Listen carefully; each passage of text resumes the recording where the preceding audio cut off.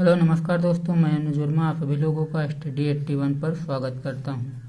आज हम सीखेंगे चक्रवर्ती सम्राट अशोक की प्रशासन व्यवस्था के बारे में। मौर्य साम्राज्य की जो प्रशासन व्यवस्था थी उसके बारे में आज हम सीखेंगे। पिछले वीडियो में हमने बिंदुसार और मौर्य अशोक के बारे में कुछ चीज़ें सीखी थी। आज हम सीखेंगे कि उसके प्रशासन की व्यवस्था किस प्रकार की थी। तो देखो, मौर्य प्रशासन में पहली बार राजनीतिक एकता देखने को मिली। क्या मिला? मौर्य प्रशासन में सबसे पहली बार राजनीतिक एकता देखने को मिली। समस्त शक्तियों राजा में केंद्रित होती थी। समस्त सारी शक्तियां किसमें केंद्रित होती थी? तो राजा में केंद्रित होती थी। फिर भी वह निरंकुश नहीं था। अब देखो, मुख्यमंत्री होते थे और पुरोहित होते थे। इनका चुनाव कैसे होता था? तो उपधा परीक्षण उस समय चलता था मौर्य साम्राज्य में, उपधा परीक्षण। तो उसके जरिए से इनका चुनाव होता था, मुख्यमंत्री का और पुरोहित का। अब देखो, अब जैसे मंत्री परिषद हैं, तो मंत्री परिषद में अमात्य हैं। मंत्री परिषद के लोगों को अमात्य जो मंत्री परिषद बनाता है, तो जैसे ये हमारा एक राजा है तो इस सारे इसके मंत्री हैं। और जो अमात्य होते हैं तो छोटे छोटे विभाग के मंत्री होते हैं। मंत्री परिषद गवर्नर, सेना अध्यक्ष, कोषाध्यक्ष, नौसेना कमांडर, आय व्यय का नियंत्रण करने वाला होता था। जो मंत्री परिषद होते थे, तो मंत्री परिषद में गवर्नर होते थे, सेना अध्यक्ष होते थे, कोषाध्यक्ष होते थे, नौसेना कमांडर होते थे, आय व्यय नियंत्रण होते थे करने वाले, ये सारे होते थे मंत्री परिषद में। जो अमात्य थे, अमात्य देखो, अमात्य जो मंत्रिण थे, अमात्य जो उपसमिति थे, उपसमिति में जो चुने जाते थे वो अमात्य होते थे। और इसकी जानकारी अभिलेखों से हमको मिलती है। इसकी जानकारी अभिलेखों से मिलती है कि उस समय उपसमिति के मंत्री को हम क्या कहते थे? परिषा कहते थे। क्या कहते थे? परिषा कहते थे। अब देखो, मंत्री परिषद के जो सेना थे तो उनका वेतन कितना था? तो 12,000 पड़ था। कितना था? 12,000 पड़। फिर अर्थशास्त्र में बताया गया है कि शीर्ष अधिकारियों में जो तीर्थ वो 18 थे। शीर्ष अधिकारियों में जो तीर्थ उच्च श्रेणी के अधिकारी थे तो कितने थे? 18 थे। अब उनको हम सीखते हैं। देखो कौन कौन से थे। पहला है मंत्री या पुरोहित। ये कौन होता था? तो ये प्रधानमंत्री होता था। कौन होता था? प्रधानमंत्री। दूसरा सेनापति। सेनापति जो युद्ध विभाग का मंत्री होता था। किस विभाग का? युद्ध विभाग का। फिर समाहर्ता। समाहर्ता जो राजस्व विभाग का हुआ करता था। समाहर्ता जो राजस्व विभाग का हुआ करता था।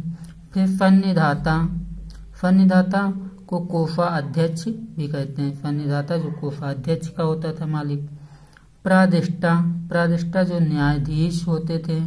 न्यायाधीश, फौजदारी, वो सारी चीजें आज से मिला के चलो तो लगभग में वही था जो आज थे। तो आज भी हमारे प्रधानमंत्री होते हैं। जो सेनापति होते हैं तो युद्ध विभाग के जो जैसे तीनों सेनाओं के जो मुखिया होते हैं, राष्ट्रपति, तो सेनापति हैं। फिर राजस्व विभाग के मंत्री अलग हैं, कोषाध्यक्ष के मंत्री अलग हैं, न्यायाधीश भी हमारे अलग हैं।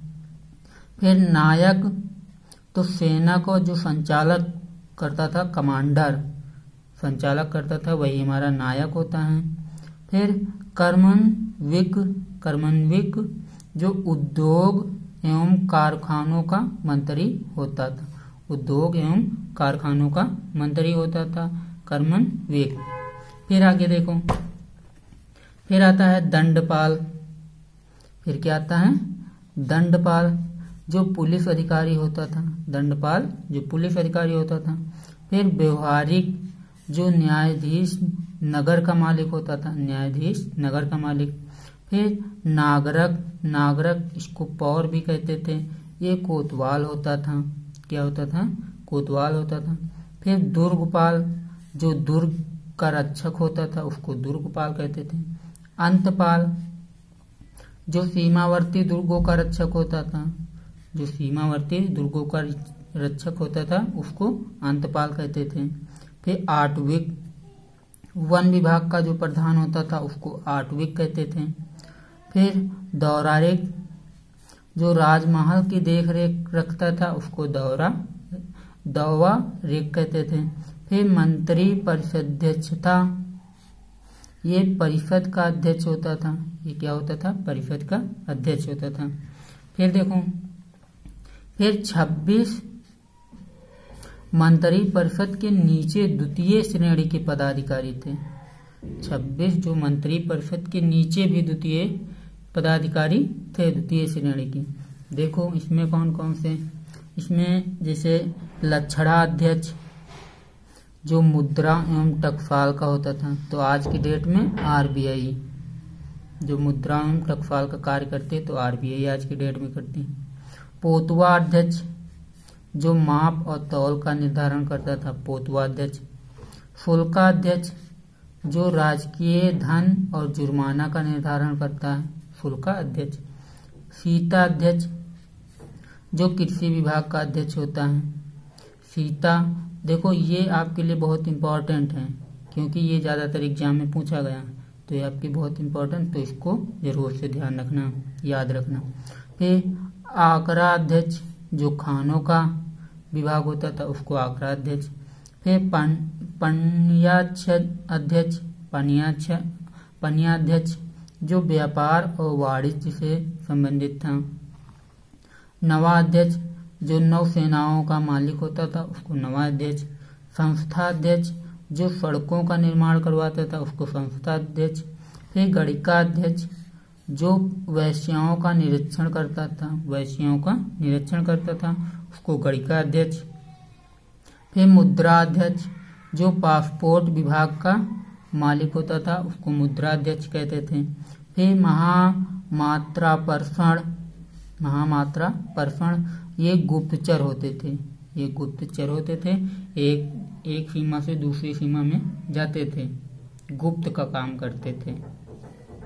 फिर देखो सब राजा होते थे तो उनकी सबसे छोटी इकाई जो राजमहल की सबसे या जो प्रांत की सबसे छोटी इकाई वो ग्राम होती थी और सबसे बड़ी इकाई वो प्रांत होती थी।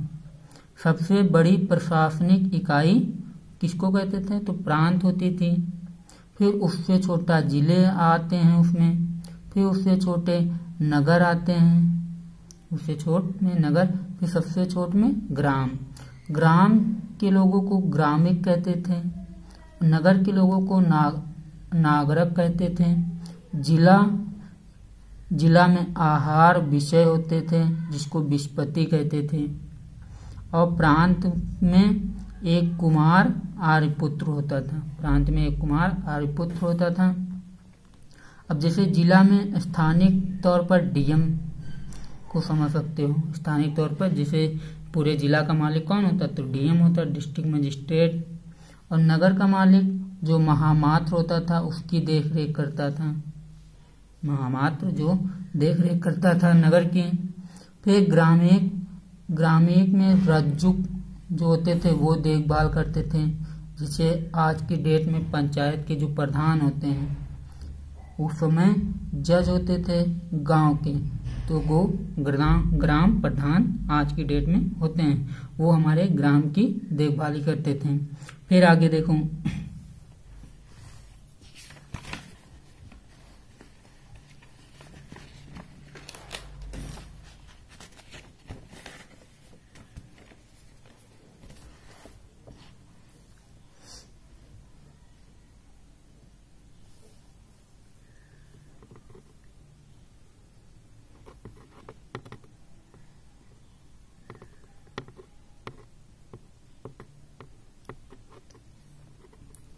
फिर देखो, अब लगभग में इसकी सीमा उत्तरापथ में तक्षशिला तक थी। किसकी? अशोक की सीमा उत्तरापथ में तक्षशिला तक थी।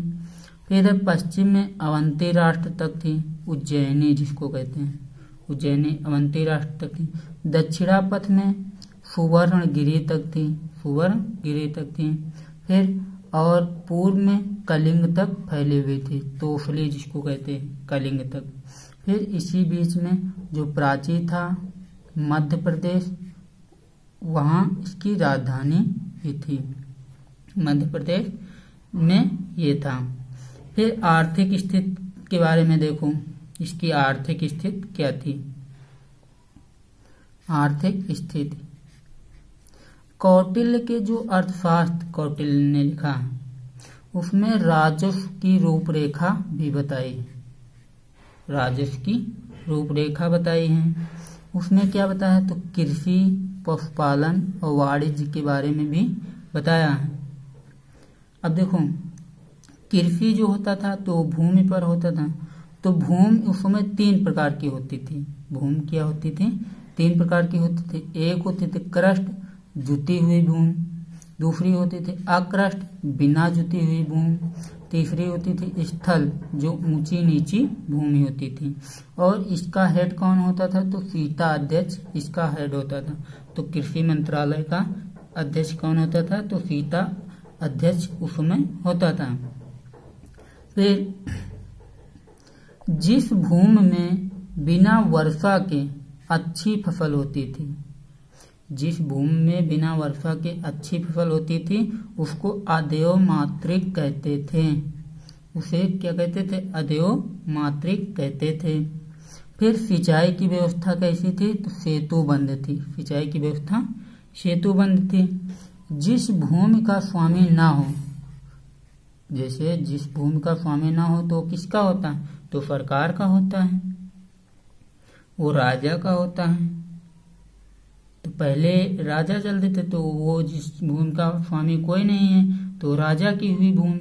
और आज की डेट में जिस भूमि का स्वामी कोई नहीं है, जिस भूमि का मालिक कोई नहीं है, तो किसकी है? वो सरकार की है।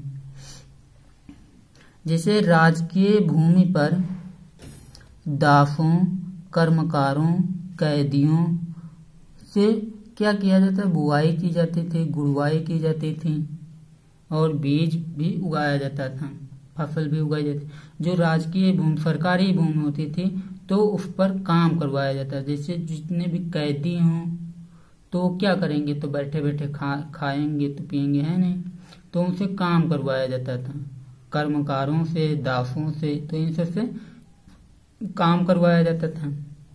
फिर भूमि का 1/6 भाग वो राजा लेता था। भूमि का 1/6 भाग कौन लेता था? राजा लेता था। फिर आगे देखो, फिर कुछ शब्द हैं तो उनसे आपके एग्जाम में डायरेक्ट क्वेश्चन पूछा जाता है, उनको देख लो। जैसे सीता, सीता तो राजकीय भूमि में होने वाली आय को क्या कहते हैं? सीता कहते हैं। भाग, कृषकों द्वारा उत्पादित सामग्री से प्राप्त कर जो होता था उसको भाग कहते थे। प्रवेश, जो आयात कर होता था उसको प्रवेश कहते थे। निष्क्रमय, जो निर्यात कर होता था उसको निष्क्रमय कहते थे। प्रलय, जो आपातकालीन कर होता था उसको प्रलय कहते थे। बलि, जो भू राजस्व था तो उसको बलि कहते थे। तो आपके एग्जाम में पूछा जाता है कि मौर्य प्रशासन में बलि का अर्थ क्या होता है? तो क्या बताओगे? भू राजस्व होता है। फिर हृदय, यह अनाज के रूप में ना होकर नगद की कैश के रूप में दिया जाता था। जैसे कोई किसान अनाज नहीं लेना चाहता है तो उसको क्या देते थे? नगद कैश के रूप में देते थे। फिर विशिष्ट, यह निःशुल्क श्रम एवं बेगार था, निःशुल्क श्रम एवं बेगार था, विशिष्ट। फिर सेतुबंध, सिंचाई का प्रबंध होता था, सिंचाई का प्रबंध करते थे, सेतुबंध। जैसे आज की डेट में बांध बनाते हो तो सेतुबंध उसी से मिला के याद कर लो कि बंध से बांध हो गया। फिर उपज का 1/5 से 1/3 भाग कर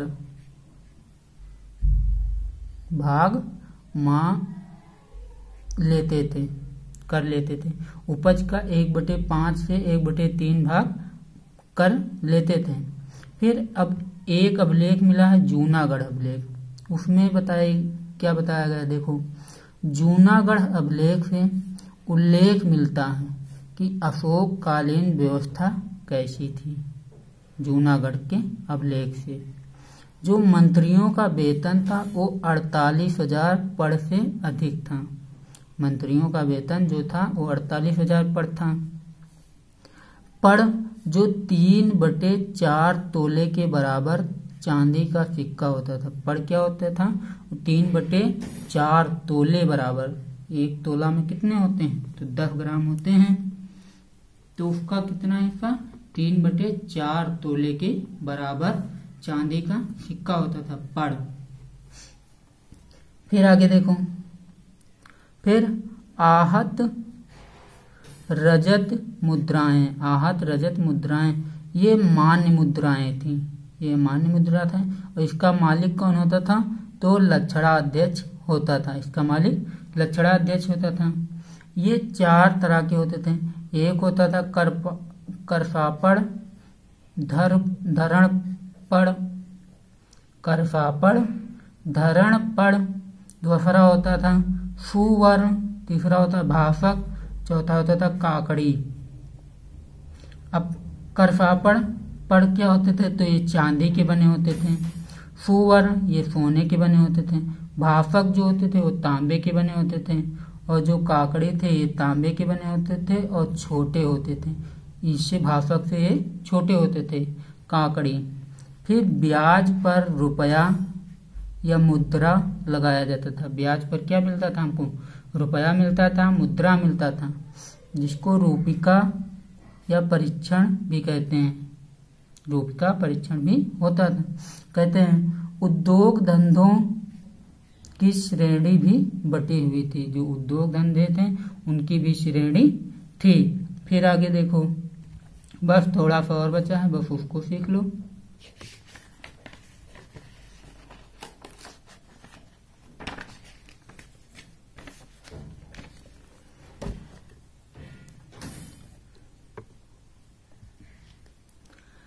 फिर देखो, उस समय इंश्योरेंस भी होता था, बीमा भी होता था उस समय, जिसको क्या कहते थे, भय प्रतिकार्य कहते थे। उस समय जो बीमा करते थे उसको भय प्रतिकार्य भी कहते थे। फिर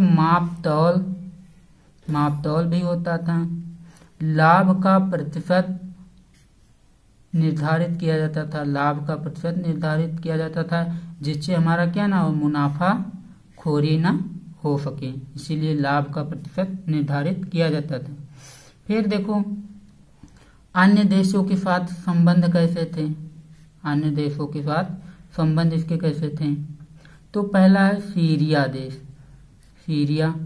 सीरिया में अतियोक वंश का एक एंटियोकस द्वितीय था, उसका भी ये संबंध अच्छा था। मिस्र के तुर्मय या टालमी द्वितीय से भी संबंध बहुत अच्छा था। मकदूनिया के शासक अंतकीनी या एनिकीनी से भी संबंध इसका अच्छा था। फिर फायरीन के शासक मग या मकमास मेगारस, इनसे भी इनका संबंध बहुत अच्छा था। फिर एपिरस जो अधिक सुंदर होते थे, उनसे भी इसका शासक बहुत सुंदर होता था। फिर एक अभिलेख मिला है सोहगौरा अभिलेख, एक अभिलेख मिला है सोहगौरा अभिलेख, जो गोरखपुर से मिला है। कहाँ से मिला है, गोरखपुर से। यहाँ पे इस अभिलेख में बताया गया है कि खाद्यान्न को देश में संकट माल में उपयोग किया जाता था। जब कोई खाद्यान्न को क्या किया जाता था, जब कभी कोई संकट आता था तब उसका उपयोग किया जाता था। फिर एक और अभिलेख मिला है जिसको बोगरा अभिलेख कहते हैं। ये कहाँ से मिला, तो ये बांग्लादेश से मिला है, बोगरा अभिलेख। अब देखो मौर्य वंश का अंतिम शासक कौन था, तो वो बृहद्रथ था। अंतिम शासक मौर्य वंश का बृहद्रथ था। अब देखो जो जो इम्पोर्टेंट शासक थे, जैसे इसमें मौर्य साम्राज्य में 3 थे, चंद्रगुप्त मौर्य, बिंदुसार और अशोक, तो उनके बारे में हम सारी चीजें सीख ली। और जो उनकी प्रशासन व्यवस्था थी उसके बारे में सीख लिया, जो प्रशासनिक जानकारी मिलती थी उसको भी देख लिए। फिर इसके बाद आएगा हमारा शुंग वंश। शुंग वंश की स्थापना कैसे हुई उसको बारे में सीखेंगे। अगर आप लोगों को मेरा वीडियो अच्छा लगता हो तो प्लीज इसको शेयर जरूर से किया करें, शेयर जरूर से किया करें और लाइक कर दें, कमेंट कर दें। अगर कोई भी गलती आपको लगती है कि हाँ ये सर गलत है तो उसको कमेंट कर दिया करें, तो हम आपको रिप्लाई भी दे सकते हैं कि हाँ ये चीज़ गलती है, तो उसको हम सुधार भी सकते हैं और आपको बता भी सकते हैं कि ये इसमें लिखा है। वो हम कोई इतनी जल्दी हम गलत पढ़ाएंगे नहीं, क्योंकि हम नोट्स पढ़ाते हैं, तो इसीलिए हम गलत इतनी जल्दी बताएंगे नहीं, क्योंकि बहुत ढूंढने के बाद ये चीज़ें मिलती हैं, ऐसे नहीं मिलती हैं। अगर आप लोगों को मेरा वीडियो अच्छा लगा तो प्लीज़ लाइक करें, शेयर करें, कमेंट करें, सब्सक्राइब कर लें, बेल आइकन का बटन जरूर से दबा दें। जय Hind. Thank you so much.